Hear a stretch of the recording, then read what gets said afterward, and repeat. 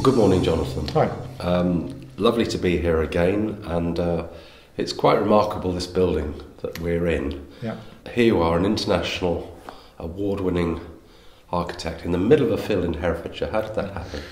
Well, it happened basically because I wanted to live in Herefordshire. I was part of Architype in London, where we've originally set up.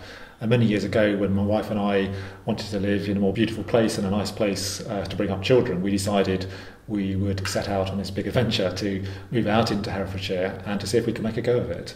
And I think people come to work for Architype here as opposed to London because they want to have this sort of outdoor lifestyle. Yes, before I met you, Jonathan, I used to think that architects designed buildings and builders built them, and then apart from a bit of snagging, that was the end of the story. Yeah. But it's not like that at Architype, is it? No, we've always taken a much more collaborative approach to working. The roots of Architype actually were in self-build, where we actually helped ordinary people build their own houses. So as a young architect, I spent many weekends out on site showing people what to do. And so we're very much, in our approach, working with builders to find more buildable ways of building more economically, but to higher standards or lower costs. So it's very much about collaboration and actually working creatively with different parties within the building industry. Okay. And one of the things you mentioned when we brought the Herefordshire Directors Forum out to this venue is Passive House. Passive House is an approach to building design that developed in Germany more than 20 years ago. And it's really a quality assurance standard. If you follow the rules and the techniques, you can actually design buildings which, say, compared to UK building regs, would consume about 80% less energy. So that's a huge reduction in energy consumption, whilst maintaining the best possible internal comfort. So it's about comfort and saving energy. Architype are one of the pioneers of Passive House in the UK. We finished 3 schools now, the first schools in the UK built to the Passive House standard.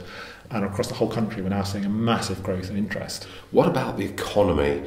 We actually designed the building from first principles by its architecture to save energy.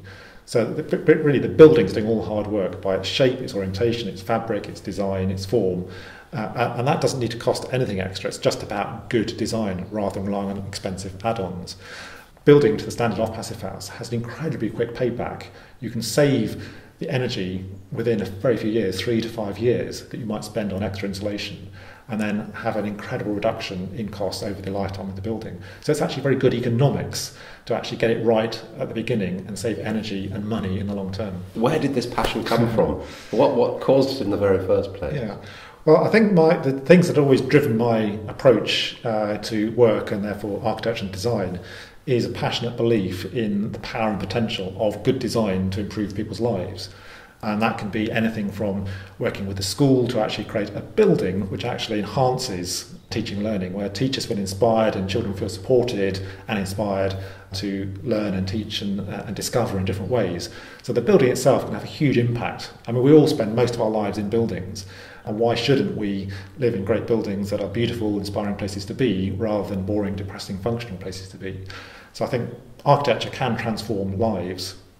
But I think the other thing architecture plays a key role in is actually in shaping a more sustainable future. We all know the serious pressures of climate change and the need to reduce carbon if we're going to actually survive as a species on this beautiful planet.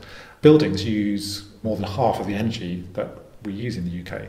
Buildings have a big impact, so therefore my passion is to use my skills as an architect to design buildings which improve people's lives and help us create a sustainable future. But I think the big challenge at the moment is that the whole political regime is very much negating the importance of design in actually transforming people's lives.